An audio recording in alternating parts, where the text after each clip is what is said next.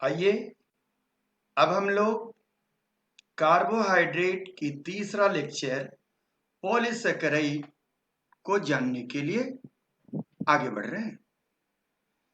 आप ये जान रहे हैं कि बायोमॉलिक्यूल्स आपके लिए यह अंतिम लेक्चर है।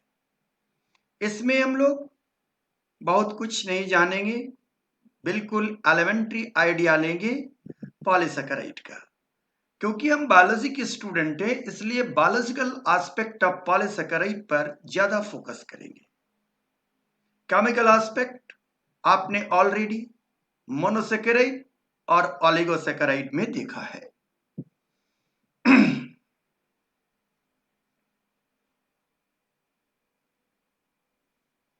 पॉलीसेकेराइड कि पॉलीसेकेराइड क्या है, सबसे पहले आप ये जाने कि पॉलीसेकेराइड के बारे में मैं क्या कहना चाहता हूं। The polysaccharide containing 10 or more monosaccharide unit attached together। Monosaccharide 1 unit, oligosaccharide 2 से लेकर 10 यूनिट, यानी 10 यूनिट 10 मोनोसेकेराइड ग्लाइकोसिडिक बॉन्ड के द्वारा आपस में जुड़कर जो पॉलीमर बनाए उसका नाम ओलिगोसेकेराइड। लेकिन आज बात हो रही है पॉलीसेकेराइड की। तो पॉलीसेकेराइड में मोर देन 10। अब पॉलीसेकेराइड के एग्जाम्पल जो काफी फेमस है, starch, glycogen and fibre like cellulose. कहता है स्टार्च क्या है? Digestible, glycogen digestible, but fiber, cellulosic fiber is not digestible for you, particularly in human being, but so much important. Why it is important? Myself discuss in further. The long chain of glucose unit from this polysaccharide, cellulose give a structure to the plants, fiber to our diet. कि cellulose क्या करता है? Plants के लिए structural है और आपके भोज्य पदार्थ में यह फाइबर का काम करता है। रफेज, रुक्षांश का नाम आपने सुना होगा, यह रफेज के रूप में काम करता है। Glycogen is energy storage sugar produced by animal, इसे हम लोग एनिमल स्टार्च भी कहते हैं। Liver cell synthesize glycogen after a meal to maintain blood glucose level. यह मैं एक संक्षिप्त परिचर्चा या परिचय दे रहा हूं पॉलीसेकेराइड का। आइए देखते हैं पॉलीसेकेराइड कितने तरह के होते हैं। तो पॉलीसेकेराइड ये दो तरह के होंगे, होमोग्लाइकेन्स या होमोपॉलीसेकेराइड, जैसा कि आप जानते हैं। दूसरा हेट्रोग्लाइकेन या हेट्रोपॉलीसेकेराइड।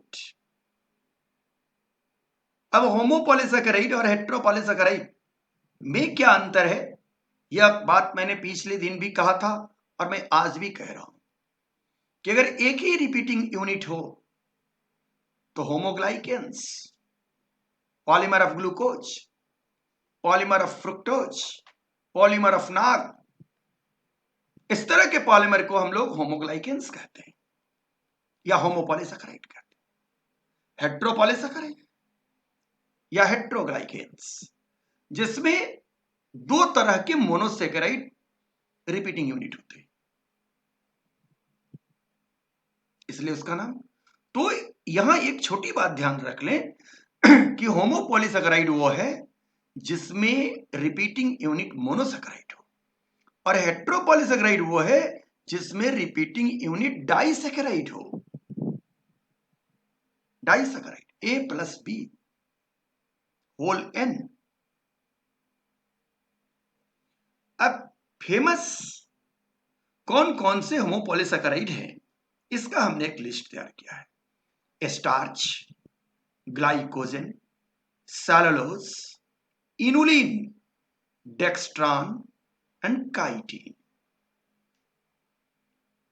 इसमें आप स्टार्च, ग्लाइकोजन और सेलुलोज के बारे में भली भांति जानते होंगे। मैं थोड़ा थोड़ा चर्चा करूंगा। इनुलिन, डेक्स्ट्रॉन और काइटिन।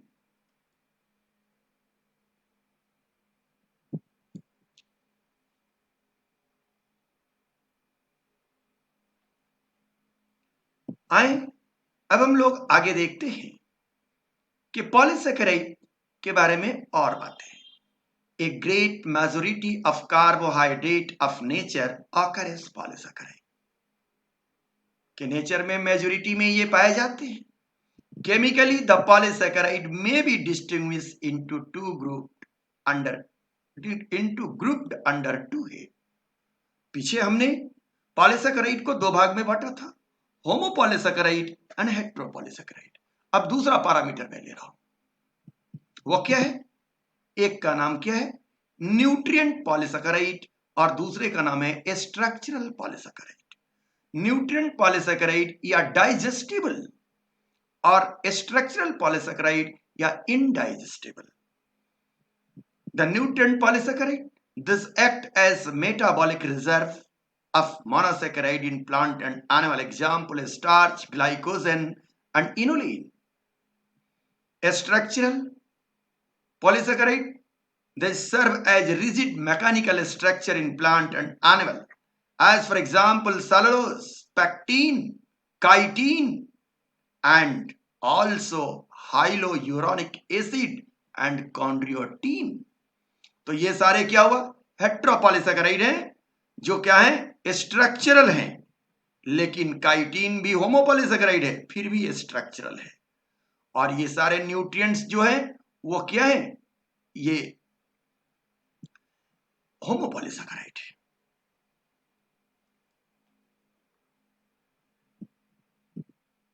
अब आइए हम लोग चर्चा करते हैं स्टार्च पर, कि स्टार्च क्या है। तो आप देख रहे हैं कि स्टार्च के बारे में हमने छोटी छोटी बातें यहां पॉइंट आउट किया है। Carbohydrate of the plant kingdom. Starch का सोर्स क्या है? पोटैटो, ट्रॉपिका या Tropicana, cereal like rice, wheat, maize, so and so, and other food grain. Starch chiefly made up of two kind of polysaccharide, amylose and amylopectin. You may be asked to me, what do you mean of the amylose and amylopectin? तो आइए हम लोग amylose के बारे में जानते हैं। Amylose, it is in the form of a straight chain linked together with alpha 1,4 linkage, indicating 300 to 5,500 glucose unit per molecule. Molecular weight ranges from 10 to the power 5 to 10 to the power 6. Generally, it is water soluble and give rise blue color with iodine. ये क्या है? Straight chain. Starch अगर straight chain में पाया जाए तो उसे हम लोग कहते हैं एमाइलोज। आपको याद होगा प्रोटीन में आपने सेकेंडरी स्ट्रक्चर ऑफ प्रोटीन देखा था, उसमें अल्फा हेलिक्स देखा था। यह स्ट्रेट चेन में रहते हुए भी हेलिकल हेलिक्स बनाता है, और आयोडीन के साथ ये ब्लू कलर देता है। यही कारण है कि हम लोग कपड़ों में रिवाइव डालते हैं और तब नील डालते हैं। स्टार्च डाल करके कपड़े में, कॉटन वस्त्र में, सूती कपड़ों में स्टार्च डालते हैं पहले, और फिर उसके बाद हम लोग उसमें नील डालते हैं।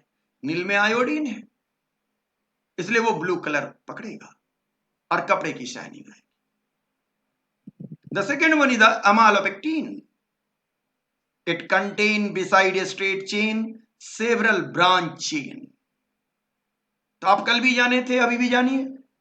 अगर स्ट्रेट चेन बनेगा ग्लूकोज के अंदर तो अल्फा 1,4 ग्लाइकोसिडिक बॉन्ड, और ब्रांच बनेगा तो अल्फा 1,6 ग्लाइकोसिडिक बॉन्ड। तो अगर केवल स्टार्च में 1,4 ग्लाइकोसिडिक बॉन्ड बनता है तो एमाइलोज है, और 1,4 एंड 1,6 दोनों बनता है तो एमाइलोपेक्टिन है। It contain beside a straight chain several branch chain which are arranged in alpha 1,4 and beta 1,6 linkage unit. One molecule of amylopectin contain 50,000 to 5 lakhs glucose molecule. Molecular weight ranges from 10 to the power 7 to 10 to the power 8. It is insoluble in water and give purple colour with iodine. Iodine के साथ ये purple colour देता है।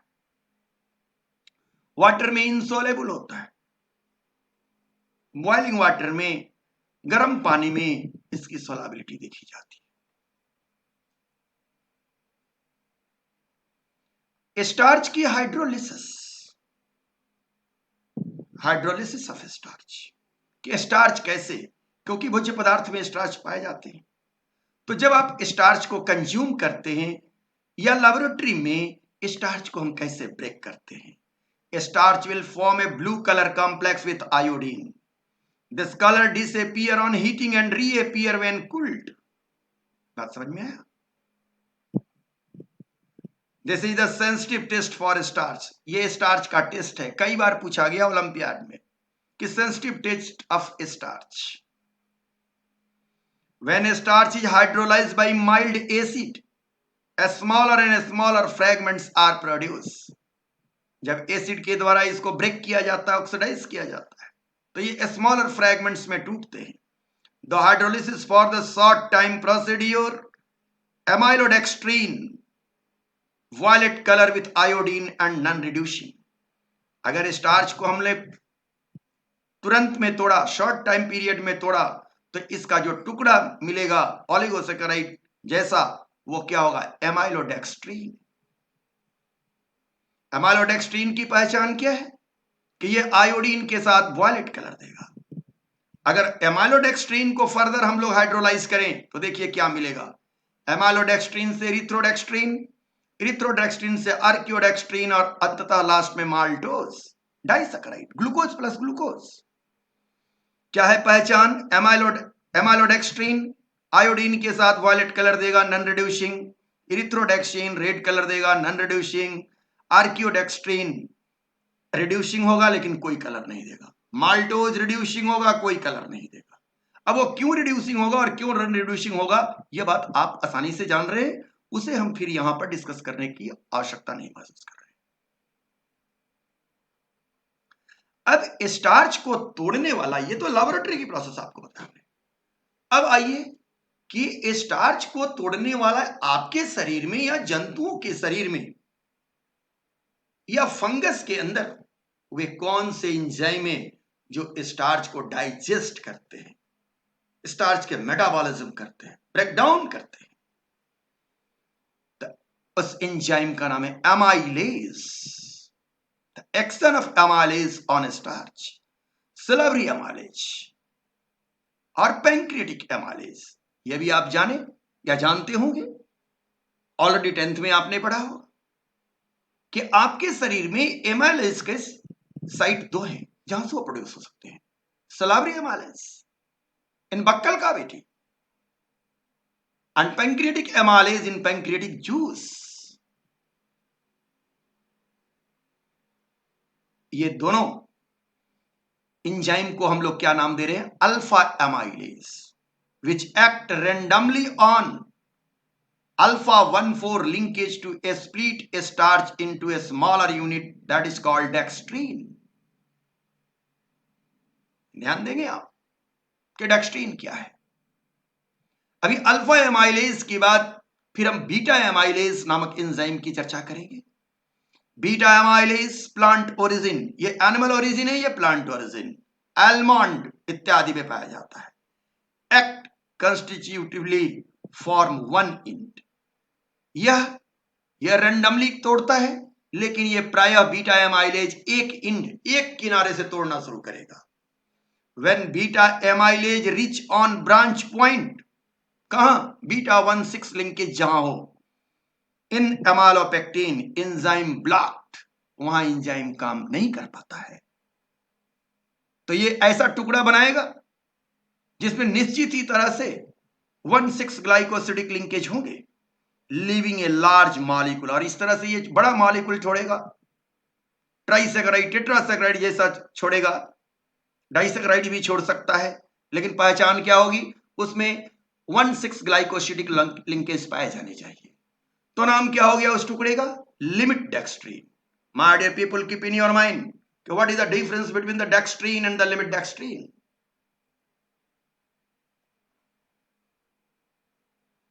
अब इसके बाद तीसरी बात पर हम चर्चा करते हैं डेक्स्ट्रॉन। बोलिएगा नहीं, डेक्स्ट्रीन दूसरा चीज है, लिमिट डेक्स्ट्रीन दूसरा चीज है, माल्टोज दूसरा चीज है, आइसोमाल्टोज दूसरा चीज है, और यह है dextran. Highly branch homoglycan containing glucose residue in 1,6 linkage, 1,4 linkage and 1,3 linkage. अभी तक आपने 2 लिंकेज की बात की थी, तीसरा linkage 1,3 linkage.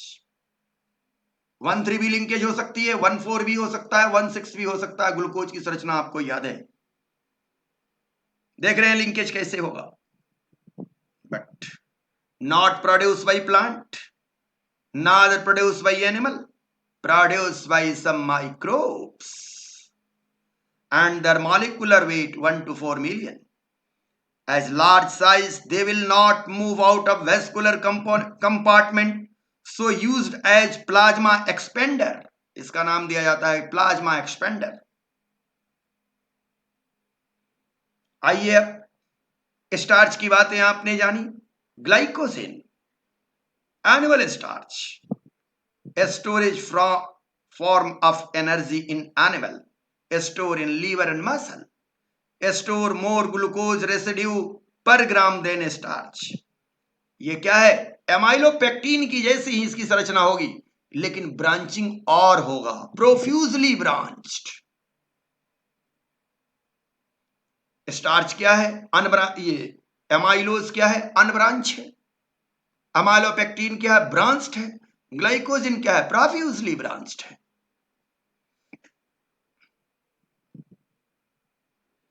More branched and compact than starch, less osmotic pressure, more energy in a smaller space. Glycogen in liver 6 to 8%, in higher than in the muscle 1 to 2%. अब muscle में ग्लाइकोजन क्या करता है, लीवर में glycogen क्या करता है, ये हम लोग भविष्य में चर्चा करेंगे या फिर हमारे दूसरे सहयोगी चर्चा करेंगे। The liver glycogen, the first line of the defense against declining blood glucose level, especially between meal, first defence line का काम करता है। और यही ग्लाइकोजन की मात्रा आपके लीवर में कम हो जाती है तो आप जॉन्डिस के शिकार हो जाते हैं। याद होगा, कुछ लोगों को जॉन्डिस हुआ होगा और वो जानते होंगे डॉक्टर ने क्या कहा। दवा लेने के साथ साथ उन्हें extra intake of glucose, glycogen की मात्रा को मेंटेन करने। देख रहे हैं आप, यहां देख रहे हैं तो ये समझ रहे होंगे कि 1,4 लिंकेज है, ये 1,6 लिंकेज है, और देखिए किस तरह इसके चेन बने हुए हैं। ब्रांच है प्रोफ्यूजली, यहां से ब्रांच हुआ, फिर यहां से ब्रांच हुआ, तो स्ट्रेट चेन जाएगा तो 1,4 ग्लाइकोसिडिक लिंकेज से होगा, और जहां ब्रांच होगा वहां 1,6 ग्लाइकोसिडिक लिंकेज बनना होगा। Cellulose, the very important for you, cellulosic fiber, as well as biologically, as well as commercially, as well as clinically, and so called dietary, हर स्थिति में यह महत्वपूर्ण है। आइए देखते हैं थोड़ा सा ग्लूकोज के, सेलुलोज के बारे में। Cellulose unit combined by beta 1,4 linkage, वहां 1,4 लिंकेज अल्फा था, अल्फा पॉलीमर थे वो, अभी आ गया कौन? Beta polymer. तो ग्लूकोज के पॉलीमर सेलुलोज भी है, ग्लाइकोजन भी है, स्टार्च भी है। तो स्टार्च और ग्लाइकोजन कैसे हैं? Alpha polymer, alpha D glucose के पॉलीमर, और ये beta polymer. A straight line structure which no branch, molecular weight 2 to 5 million. The bond is digested by enzyme cellulobase, an enzyme not present in human. कि cellulose को पचाने के लिए मनुष्य के अंदर कोई एंजाइम नहीं होता है, इसलिए जब मनुष्य सेलुलोज को खाता है तो वो रफेज, रुक्षांश, वो आपके आंतों की सफाई करता है, आपके इंटेस्टाइन को साफ करता है, ग्लूकोज के एब्जॉर्प्शन को रोकता है, लिपिड के एब्जॉर्प्शन को रोकता है, और पेट साफ करता है। इसीलिए हम लोग पत्तेदार सब्जियां, रेशेदार सब्जियां, सलाद इत्यादि का भोजन में भरपूर प्रयोग करते हैं, या डॉक्टर हमें कहते हैं। लेकिन हमारे हमारे पास यह क्षमता नहीं है कि हम सेलुलोज को पचा लें। लेकिन हाँ, कुछ वैसे जानवर हैं जो सेलुलोज को पचाते हैं। अब कैसे पचाते हैं, ये एक विडंबना है। अब जैसे गाय है, गाय तो सेलुलोज खाती है, उसको तो पचाना पड़ता है। या आप लोगों ने कभी कभी देखा होगा, दीमक का नाम सुना होगा। दीमक भी लकड़ी को काट देता है। कभी कभी देखे हुए सूखे लकड़ियों पर फंगस ग्रोथ कर जाता है, फंजाई ग्रो करता है।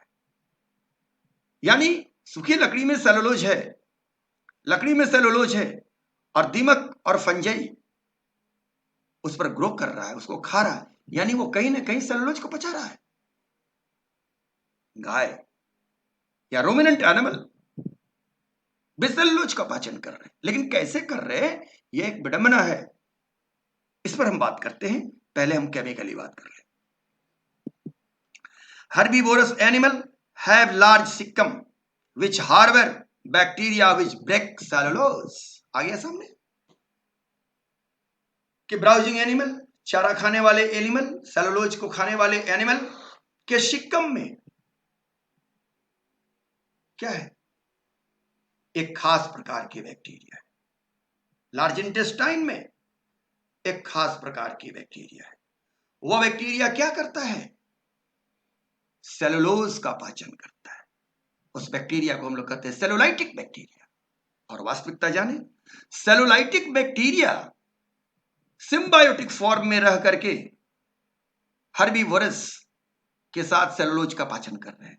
लेकिन नहीं, ये सेलुलाइटिक बैक्टीरिया के अंदर भी एक प्रोटोजोआ होता है, वैम्पीरेला। यह वैम्पीरेला सेलुलोज बनाता है। तो प्रोटोजोआ जो है बैक्टीरिया के साथ सिम्बायोटिक है। तो वैम्पीरेला ने सेलुलोज एंजाइम बनाया, और उस सेलुलोज से क्या हुआ, सेलुलोज का पाचन हुआ। और वो वैम्पीरेला कहां है, सेलुलाइटिक बैक्टीरिया के ऊपर आश्रित है। और सेलुलाइटिक बैक्टीरिया कहां है, तो वो रूमिनेंट एनिमल या हर्बीवोरस एनिमल के ऊपर आश्रित है। इसके अलावा दूसरे प्रोटोजोआ ट्राइकोडर्मा, ट्राइकोमोनास, ट्राइकोमोनास के पास भी सेलुलोज बनाने की क्षमता है।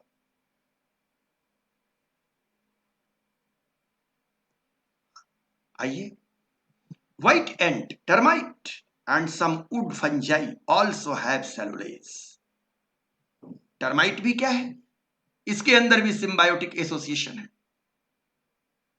कुछ बैक्टीरिया माइक्रोब्स हैं जो पचाते हैं, लेकिन फंजाई बनाता है सेलुलोज, फंगल सेलुलोज, और सेलुलोज का पाचन करता है। सेलुलोज को भी थोड़ा देर पहले बोले थे कि कमर्शियल एप्लीकेशन, कि ये अब सेलुलोज, सबसे ज्यादा सेलुलोज कहां पाया जाता है, कॉटन बॉल में, रुई में, कपास में। ये देखिए कपास है, ये प्लांट से भी सेलुलोज निकल रहे हैं। और कपास कमर्शियल सोर्स, इसीलिए कपास की खेती होती है। कॉटन बॉल, कॉटन बॉल में सबसे ज्यादा एबंडेंट सेलुलोज है। ये देखिए सेलुलोज का चेन है, देख रहे हैं आप, ये चेन बने हुए हैं। और अल्फा 1 बीटा 1,4 ग्लाइकोसिडिक लिंकेज, ये बॉन्ड लगे हुए हैं। तो कमर्शियल एप्लीकेशन में सेलुलोज से हम लोग पैदा करते हैं नाइट्रोसेलुलोज, एक्सप्लोसिव है। Cellulose acetate,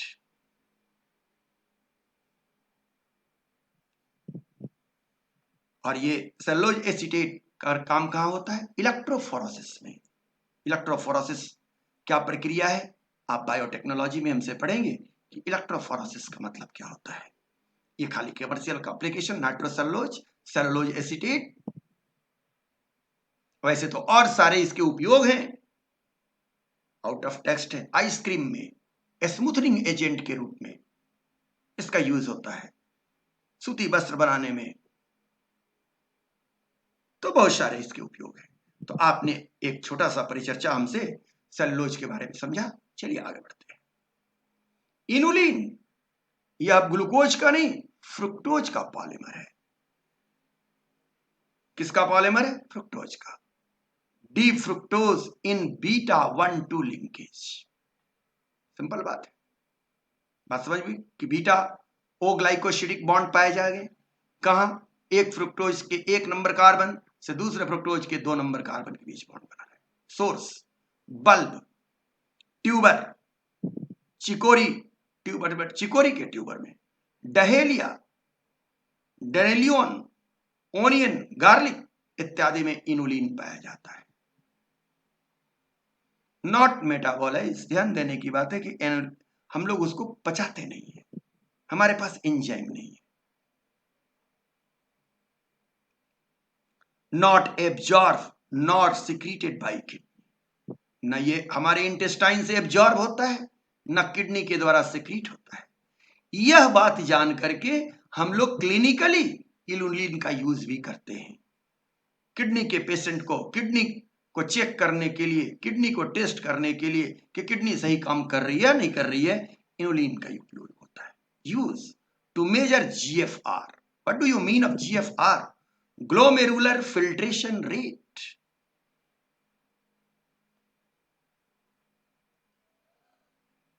chitin, the very famous,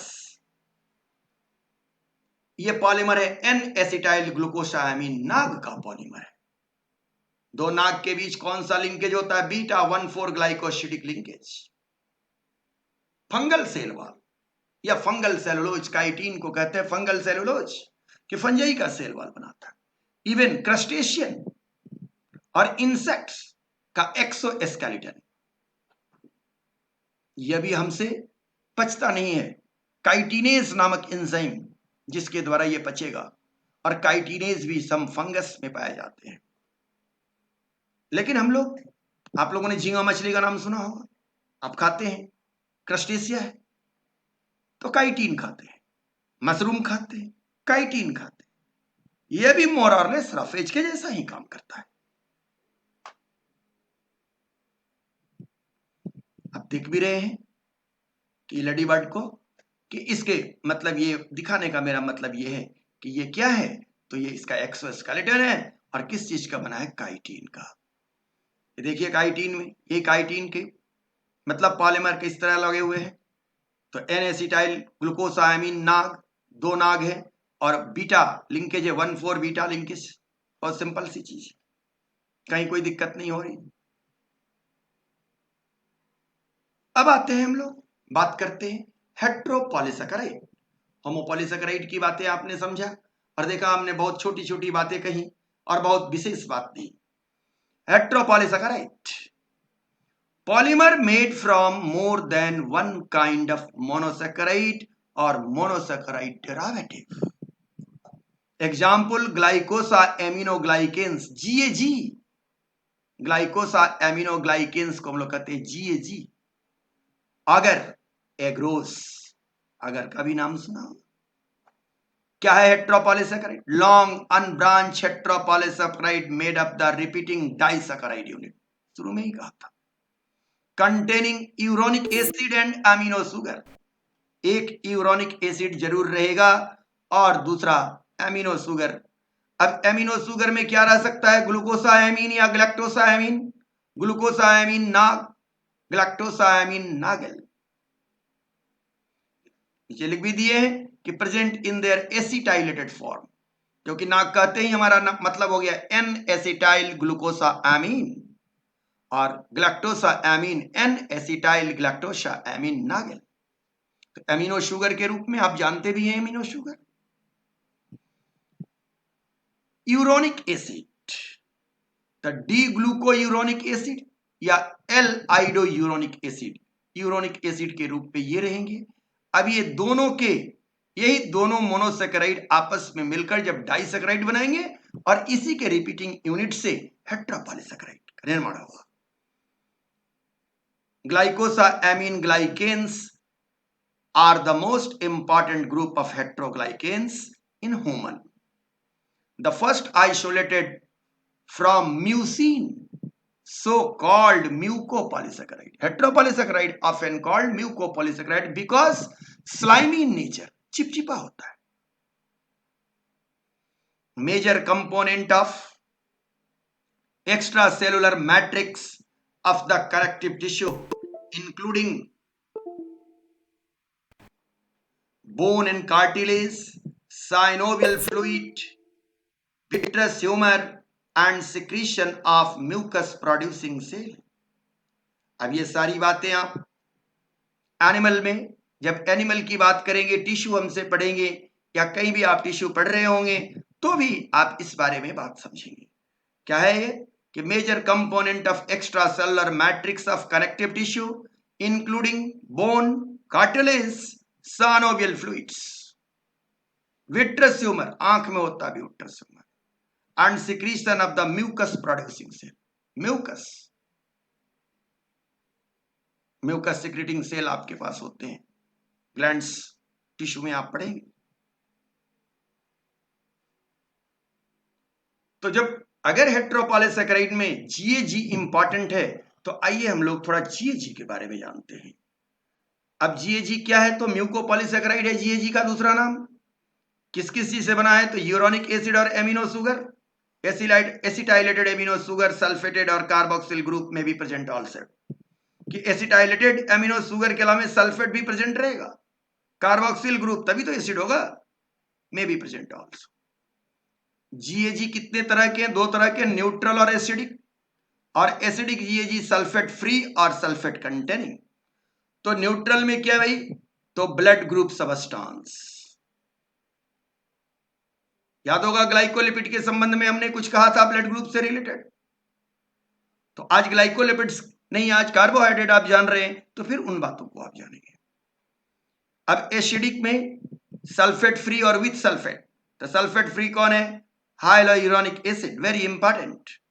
और sulphate containing chondroitin sulphate, dermatan sulphate, keratan sulphate, heparin, heparan sulphate, etc..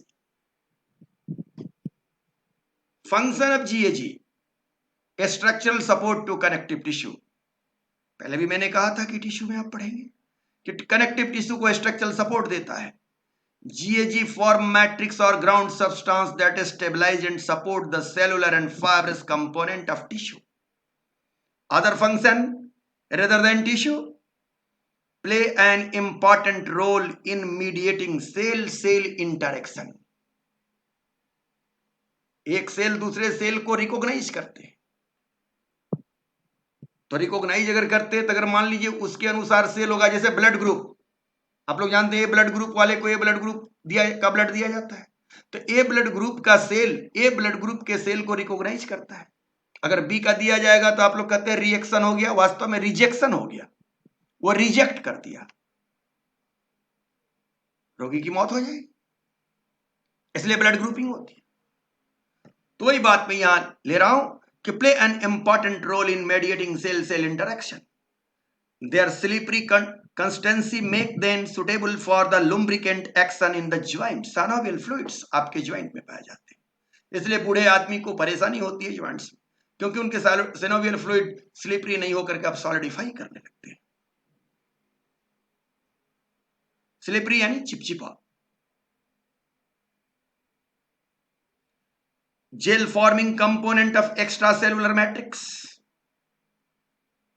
आप कनेक्टिव टिश्यू पढ़ रहे होंगे या पढ़े होंगे तो आप जानते हैं कि टिश्यू में सेल और मैट्रिक्स पाए जाते हैं। तो सेल के बाहर की सबस्टांस को हम लोग एक्स्ट्रा सेलुलर फ्लूइड्स कहते हैं और सेल के अंदर के सबस्टांस को इंट्रा सेलुलर फ्लूइड्स कहते हैं। तो एक्स्ट्रा सेलुलर फ्लूइड्स का निर्माण करता है जिसे मैट्रिक्स कहते हैं। द एनायनिक ग्रुप कार्बोक्सिल और sulphate group being strongly hydrophilic, hydrophilic भी आप समझ रहे हैं, tend to bind large amount of water producing gel like matrix that form the body's ground substance. अब देखिए आपके इंटेस्टाइन में इंटरनल दीवारों पर, स्टोमक के दीवारों पर म्यूकस का सिक्रीशन होता है और वो म्यूकस को हम लोग कहते हैं वाटर होल्डिंग सबस्टांस। इसीलिए आप देखते हैं आप खाना खाते हैं, कुछ भी करते हैं तो बार बार पानी पीते हैं। चलिए छोड़िए इसको भी। भिंडी तो आपने देखा नहीं होगा, देखा है, ठीक है। तो भिंडी को आप एक बार ऐसा काम करिए कि अगर सब्जी बनाना है या ऐसे तो भिंडी को पहले काट के और फिर पानी में धो लीजिए, और नहीं धो पाएंगे क्योंकि उसे चिपचिपा द्रव निकलेगा। तो वास्तव में क्या है, म्यूकस है, जीएजी उसमें है और वाटर को होल्ड करता है। वो क्यों वाटर को होल्ड करता है, तो जीएजी में क्या है, एनायनिक ग्रुप है जो हाइड्रोफिलिक होता है, वाटर के साथ लव करता है, इसलिए इसका नाम है वाटर होल्डिंग सबस्टेंस। इसबगोल की भूसी की को भी देखे होंगे आप, इसबगोल हस्क है वो पौधे का, उसमें वाटर डाल देते हैं, क्या होता है, वो काफी मतलब कि ग्राउंड सबस्टेंस बना लेता है, उसको क्या बोले, स्लिपरी बना लेता है। Heteropolysaccharide chain repel one other, water के साथ तो ये जुड़ता है लेकिन आपस में एक दूसरे से रिपेल करता है, इसलिए फैल के रहता है, फैलने की टेंडेंसी इसमें ज्यादा है। Repel one another and therefore exist in extended conformation in solution. This produces slippery consistency of mucus secretion and synovial fluids. तो ये जहां भी रहेगा ग्राउंड सबस्टेंस को चिपचिपा, लुम्ब्रिकेंट्स, चिकनाई युक्त बना के रखेगा। हाइलोयूरोनिक एसिड, सबसे पहला हेट्रोपॉलीसैकेराइड पर डिस्कस करते हैं। आइए देखिए, ये देखिए इसका यूनिट, एक नहीं दो मोनोसैकेराइड, ये दोनों को मिला के देखिए यहां एन लिखे हुए हैं, क्या क्या है, D glucuronic acid plus N acetyl glucosamine, 1 और 3 के बीच लिंकेज है। इसमें सल्फेट नहीं है, ये पहला म्यूकोपॉलीसैकेराइड है या हेट्रोपॉलीसैकेराइड है जो सल्फेट फ्री है। एसिडिक है तो कभी आपने पीछे देखा था, एसिडिक दो तरह के होंगे, सल्फेट फ्री और with sulphate. It is sulphate free GAG. कहां पाया जाता है, synovial fluid of joints, vitreous humour, connective tissue and cartilage, पता ही होगा cartilage. Serve as lubricant and shock absorbent in the joint, act as a sieve in extracellular matrix, permit cell migration during morphogenesis and wound repair. wound repair का मतलब कि घाव भरना, तो cell migration को यह कराता है। हाइलोयूरिनिडेज, हाइलोयूरोनिक एसिड को तोड़ने वाला एंजाइम हाइलोयूरिनिडेज, जैसे सेलुलोज को तोड़ने वाला सेलुलेज, स्टार्च को तोड़ना एमाइलेज, तो हाइलोयूरोनिक एसिड को तोड़ने वाला हाइलोयूरिनिडेज। हाइलोयूरिनिडेज is an enzyme that break beta 1,4 linkage of hyaluronic acid, present in high concentration in seminal fluids and in certain snake and insect venom. venom से परिचित होंगे, जहर विष। Hyaluronidase enzyme of semen degrade the gel around ovum. Fertilization के समय animal में जब ovum के पास स्पर्म पहुंचता है तो ओवम के अंदर स्पर्म के न्यूक्लियस को जाना है तो वो पिनिट्रेट करेगा, फाड़ेगा, तो वो स्पर्म के हेड पर, सेल में आपको मैं बताऊंगा कि कैसे ये बनता है, तो स्पर्म के हेड पर उसके कैप रीजन में हाइलोयूरिनिडेज नामक एंजाइम पाया जाता है, और यह एंजाइम क्या करता है, ओवम के चारों ओर जेल लाइक हाइलोयूरिनिक एसिड जो पाया जाता है उसको तोड़ता है, रैप्चर करता है, डिसॉल्व करता है, और इस प्रकार स्पर्म का न्यूक्लियाई ओवम के अंदर दाखिल हो जाता है। Penetration of the sperm into ovum thus help in fertilization. The invasive power of some pathogenic organism may be increased because they secrete hyaluronidase. आपके त्वचा पर भी हाइलोयूरोनिक एसिड पाए जाते हैं। जो फंगस जो इन्फेक्शन करते हैं, जिसे आप रिंग वर्म कहते हैं, खाज खुजली दिनाय वगैरह होता है, उस फंगस के पास यही कैपेसिटी, उसका यही वीपेंस है, हाइलोयूरिनिडेज। वो आपके त्वचा पर गिराता है और आपके त्वचा में घुस जाता है। कॉन्ड्रियोटिन 4 सल्फेट, ये सल्फर कंटेनिंग है। Most abundant GAG in the body क्या क्या है? डी ग्लूकोयूरोनिक एसिड और एन एसिटाइल ग्लैक्टोसा एमीन 4 सल्फेट। देखिए सल्फेट लगा हुआ है, तो चौथे स्थान पर सल्फेट, इसलिए नाम है chondroitin 4 sulfate. Widely distributed in bone, cartilage and tendon, सब टिश्यू है, कनेक्टिव टिश्यू है। Function in cartilage it bind collagen and hold fibre in a tight strong network. Collagen के बारे में भी आपने जाना है, प्रोटीन फाइबर है। Role in compressibility of the cartilage in weight bearing, ये कार्टिलेज को मजबूत बनाता है। आप पढ़ेंगे फाइब्रस कार्टिलेज और नॉन फाइब्रस या स्मूथ कार्टिलेज। तो ये कहां पाया जाता है? कार्टिलेज में पाया जाता है। और कहां पाया जाता है? टेंडन में और बोन में। सबसे पहले इसको कार्टिलेज में देखा गया, इसलिए इसका नाम दिया गया कॉन्ड्रियोटीन 4 सल्फेट। डर्मेटान त्वचा, डर्मेटान sulphate containing repeating unit L-ioduronic acid and N-acetyl glucosamine 4 sulfate. L-ioduronic acid and N-acetyl glucosamine 4 sulfate। देखिए सल्फेट लगा हुआ है। Dermatan sulphate present in skin, cardiac valve, heart के वाल्व में, and tendon. Function present in sclera of eye, आंख के sclera में, where it has important function in maintaining overall shape of eye, आंख के शेप को मेंटेन करने में इसका अत्यधिक रोल है। केराटॉन सल्फेट, यह वैसा जीएजी है, ऐसा म्यूकोपॉलीसैकेराइड है जिसमें पहली बार आप देखेंगे कि यूरोनिक एसिड नहीं है।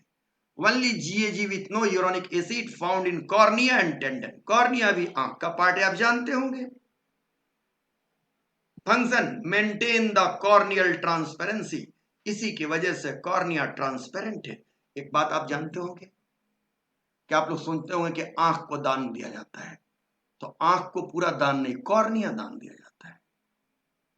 इसलिए इस आंख दूसरे में जब लगाई जाती है तो उसके पूरी आंख निकाल के आपकी उसकी आंख नहीं लगाई जाती, आपकी कॉर्निया या डोनर के कॉर्निया को ट्रांसप्लांट किया जाता है। एवेस्कुलर, इसमें ब्लड सप्लाई नहीं, इसलिए यह ट्रांसपेरेंट होता है। और इसकी ट्रांसपेरेंसी कौन बनाता है? केराटॉन सल्फेट। देखिए इसमें यूरोनिक एसिड नहीं है, क्या है? डी ग्लैक्टोज, और साथ में N acetyl glucosamine 6 phosphate. Phosphate कहां चला गया? 6वें नंबर पर। अभी दोनों पीछे दोनों में कहां था? 4थे नंबर पर। Heparin, very important.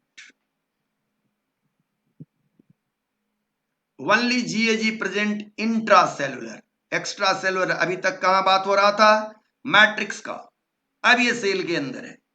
In granule of mast cell, a particular type of cell inside of your body, also the constituent of the connective tissue, who possess heparin, and the cell is called the mast cell. आप connective tissue को detail में जानेंगे तो ये जाने के बाद। And also in lung, liver and skin, क्या क्या है? इसके यूनिट को देखिए। डी ग्लूकोनेट 2 सल्फेट, दूसरे नंबर पर sulphate, plus N sulphoglucosamine 6 sulphate, 6 number पर भी है। एसिटाइल ग्रुप के साथ दूसरे नंबर पर भी सल्फेट है, 6वें नंबर पर भी सल्फेट है, और यहां पर कहां है? दूसरे नंबर पर है। तो हिपेरिन बहुत ही इंपॉर्टेंट है, strongly acidic due to presence of more sulfate group. Function it is anticoagulant, prevent blood clotting, इसी यही इंपॉर्टेंट है। Heparin help in the release of enzyme lipoprotein lipase. आपको लाइपोप्रोटीन हमने पढ़ा है। तो लाइपोप्रोटीन क्या था? कोलेस्टेरॉल लाइपोप्रोटीन के रूप में आ रहा था। तो कहता है heparin help in release of enzyme lipoproteinase, lipoprotein lipase, which help to clear the lipidaemia after fatty meal. अत्यधिक आप फैटी भोजन करते हैं, चर्बी युक्त भोजन करते हैं, तो आपके शरीर में भी चर्बी बनेगा, लेकिन भोजन करने के बाद उस चर्बी को हटाने का, लिपिड को हटाने के लिए यह हिपेरिन क्या करता है, उस एंजाइम को बनाने में, रिलीज करने में मदद करता है जो चर्बी को तोड़ेगा। उस एंजाइम का नाम क्या है, लाइपोप्रोटीन लाइपेज। इसलिए हिपेरिन को कहते हैं क्लियरिंग फैक्टर। क्या कहते हैं, clearing factor. Heparan sulphate structurally similar to heparin, heparin के जैसा ही है, but has low molecular weight, contain higher acetyl group. उसमें एसिटाइल ग्रुप कम था, देखे जहां एसिटाइलेशन होना था वहां सल्फेट आ गया था, and the less sulphate group. Predominant uronic acid is D glucuronic acid, it is extracellular, ये इंट्रासेलुलर नहीं है, फिर मैट्रिक्स में पाया जाता है। Basement membrane epithelium tissue, epithelium tissue की डेफिनेशन होती है कि epithelium tissue must be supported by basement membrane, आप लोग जानते भी होंगे, and is essential component of cell surface, determine charge selectiveness of the renal glomerulus. यानी किडनी के टेस्ट में, किडनी की जांच में भी इसका उपयोग होता है, चार्ज सेलेक्टिवनेस को जानता है, बताता है। अब आइए, मैं अपनी बातों को समाप्त करने से पहले आपको ब्लड ग्रुप एंटीजन, जैसा कि हमने म्यूकोपॉलीसैकेराइड में पहले कहा था कि दो तरह के, न्यूट्रल और एसिडिक, और न्यूट्रल में मैंने ब्लड ग्रुप एंटीजन कहा था, और एसिडिक में एक कहा था विथ सल्फेट, और बाकी को कहा, एक कहा था विदाउट सल्फेट और दूसरे को कहा था विथ सल्फेट। तो blood group antigen, RBC membrane contain several antigenic substance based on which classified into different blood group. इस एंटीजेनिक सबस्टेंस के वजह से ब्लड ग्रुप अलग अलग हो सकते हैं, A blood group, B blood group, A B और ओ। अब ये अलग अलग क्या रख सकते हैं, they contain carbohydrate as glycoprotein. आपने ग्लाइकोलिपिड देखा था, अब देखिए ग्लाइकोप्रोटीन। तो आरबीसी के मेम्ब्रेन पर प्रोटीन भी पाए जाएंगे, उस प्रोटीन से अगर कार्बोहाइड्रेट रेसिड्यू जुड़े हुए हैं तो उनका नाम होगा ग्लाइकोप्रोटीन। तो ये कार्बोहाइड्रेट कहां रहेंगे, ग्लाइकोप्रोटीन में रहेंगे या ग्लाइकोलिपिड में रहेंगे, बातें समझ में आई होगी। ये कौन से कार्बोहाइड्रेट है, एन एसिटाइल ग्लैक्टोसा एमीन, उस दिन भी बोले थे, नागेल, galactose, fucose, sialic acid etcetera are found in blood group substance. ये ब्लड ग्रुप को डिटरमाइन करने के बेसिक बायोकेमिकल आपको मेथड अपने बताया। फिर जब मैं जेनेटिक्स की बात करूंगा तो फिर इसके जीन के बारे में चर्चा करूंगा कि ब्लड ग्रुप डिटरमाइन करने वाले। तो जो एंटीजन आप पढ़ते हैं वो वास्तव में एंटीजन, ब्लड ग्रुप के एंटीजन क्या है, वो कार्बोहाइड्रेट रेसिड्यू हैं और म्यूकोपॉलीसैकेराइड, लेकिन न्यूट्रल है, एसिडिक नहीं है। एन एसिटाइल ग्लूकोसामीन उसमें रहता है, ग्लैक्टोज रहता है, fucose, sialic acid etcetera found in blood group substance. Carbohydrate content play a determinant role in blood grouping. Clear हुआ क्या, ब्लड ग्रुप के बारे में आपने समझा। आपको मुख्य बात ये एक लाइन की याद रखनी है कि कुछ वैसे हेटेरोपॉलीसैकेराइड्स हैं जो ग्लाइकोलिपिड और ग्लाइकोप्रोटीन का निर्माण करते हैं और वो आरबीसी के प्लाज्मा मेम्ब्रेन में पाए जाते हैं, और यही कार्बोहाइड्रेट इस बात को डिटरमाइन करते हैं कि यह ब्लड ग्रुप ए है या यह ब्लड ग्रुप बी है या ए बी है या ओ है। नेगेटिव पॉजिटिव की बात यहां नहीं, फिर आगे करेंगे। अब एक है अगर अगर, नाम सुना होगा, अगर अगर and agarose. It is made up of the D-galactose and L-galactose derivative, either linked between C3 and C6. It is dissolved in water at 100 degrees C, which upon cooling set into a gel. क्या है ये, गर्म करिएगा पिघल जाएगा, छोड़ दीजिएगा फिर ठंडा हो जाएगा। आप लोग जानते भी होंगे। अगर क्या है, contain galactose, glucose and other sugar obtain from seaweed. Seaweed का मतलब समुद्री घास मत समझें, एल्गी, रेड एल्गी से निकाला जाता है। जिलेडियम और ग्लाइसेरिया। अभी आपने एल्गी नहीं पढ़ा है इसलिए मैंने यहां पर उसका नाम नहीं दिया है। Function can not be digested by bacteria, so used as supporting agent to culture of bacterial colony. Culture media बनाने, लेबोरेटरी के अंदर किसी भी माइक्रोब्स को ग्रो कराने के लिए हम कल्चर मीडिया में इसका यूज करते हैं। ऐसे और भी जगह करते हैं, जेम जेली में करते हैं। आप लोग पाइनएप्पल की जेली खाते हैं, क्या है वो? पाइनएप्पल का एसेंस डाला हुआ है, वो अगर है। कोई भी जेम और जेली बनता, उसका इंग्रेडिएंट बेस मटेरियल क्या है? अगर है। Also as support medium of immunodiffusion and immunoelectrophoresis. वहां बात किए थे इलेक्ट्रोफोरेसिस, यहां भी बात कर रहे हैं इलेक्ट्रोफोरेसिस। फिर वहां भी बोला था हमने कि मैं आगे इसको बायोटेक, ये मेथड है, टेक्निकल मेथड है। अब ये अगर के दो कंपोनेंट्स हैं, एग्रोस अनब्रांच और एगारोपेक्टिन branched. Agarose is made up of D-galactose combined with 3 and 6 N-hydro-L-galactose unit and used as a matrix for electrophoresis।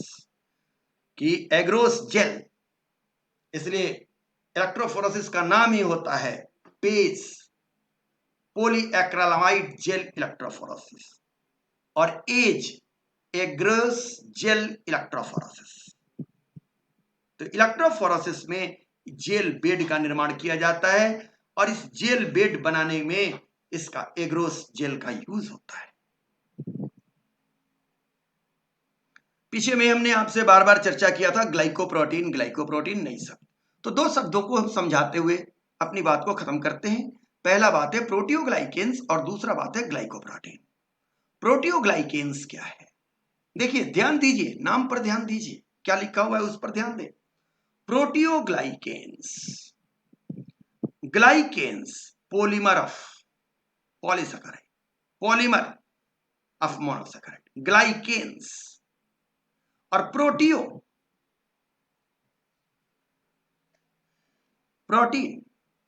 तो ग्लाइकेन, प्रोटियोग्लाइकेन्स वो है जिसमें कार्बोहाइड्रेट ज्यादा और प्रोटीन की मात्रा कम, और ग्लाइकोप्रोटीन वो है जिसमें प्रोटीन की मात्रा ज्यादा और कार्बोहाइड्रेट कम।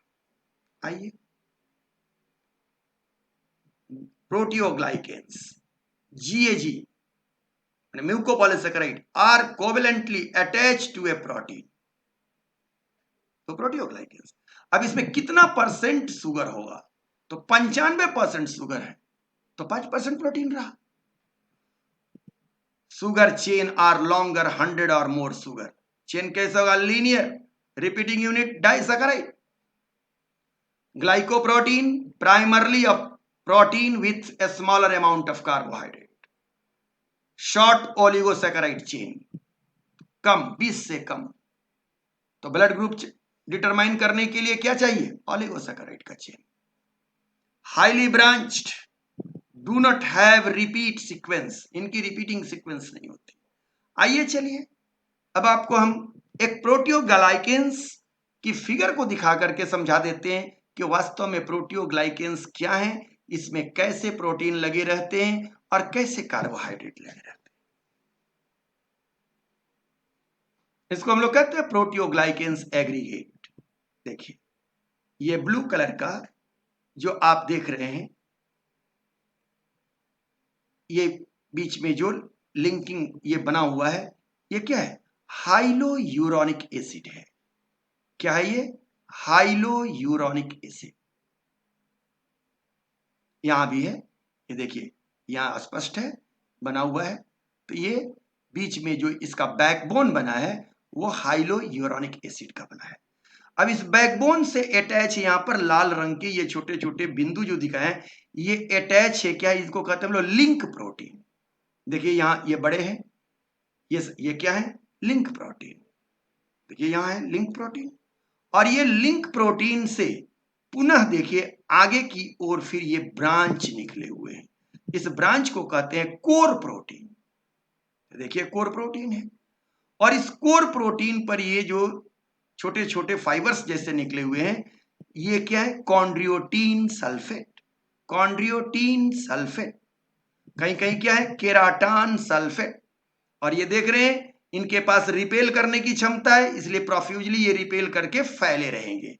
ये प्रोटियोग्लाइकेन्स आपके कनेक्टिव टिश्यू में पाए जाते हैं और इसी से कनेक्टिव टिश्यू में क्या रहता है? इलास्टिसिटी मेंटेन हो। देखिए वही बात यहां है, ये प्रोटियो और ये सब लगे हुए हैं। और अब ये जो केराटान सल्फेट बने हुए हैं, तो इसके डाइसैकेराइड यूनिट को हम यहां दिखा रहे हैं। तो अब मैं समझता हूं कि प्रोटियोग्लाइकेन्स और ग्लाइकोप्रोटीन में आपने अंतर जाना होगा, और याद रखने के लिए कम से कम भी बात अगर याद रखें तो ये याद रखें कि प्रोटियोग्लाइकेन्स वो है जिसमें कार्बोहाइड्रेट 95%, 5% प्रोटीन, और और ग्लाइकोप्रोटीन क्या है? जिसमें प्रोटीन ज्यादा 90%, 10% या 5% या फ्यू मोनोसैकेराइड। ओके, तो अब यह सारी बातें आपने जानी कि प्रोटियोग्लाइकेन्स क्या है, कैसे है, ग्लाइकोप्रोटीन क्या है, मोनोसैकेराइड क्या है, डाइसैकेराइड क्या है। तो आज आप यह बात समझ ले कि हमें जो आपको बतानी थी बायोमॉलिक्यूल में, एक इंट्रोडक्शन देनी थी, एक संक्षिप्त परिचय देना था बायोमॉलिक्यूल्स का, मैंने दिया। अब इसके बाद मैं आपको सेल पढ़ाने के लिए या बायोलॉजी पढ़ाने के लिए मैं बिल्कुल तैयार हूं, और मैं कोशिश करूंगा कि आपको मैं बायोलॉजी में अगला टॉपिक सेल पढ़ाऊं, जो इमीडिएट मैं शुरू करूंगा। आप देख रहे होंगे चैप्टर 8 एनसीईआरटी का, cell the unit of life and overview of cell.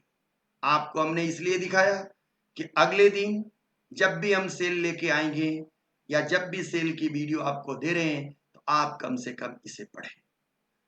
Biomolecule जिस समय हमने शुरू किया था, आपको हो सकता है कठिनाई हुई होगी।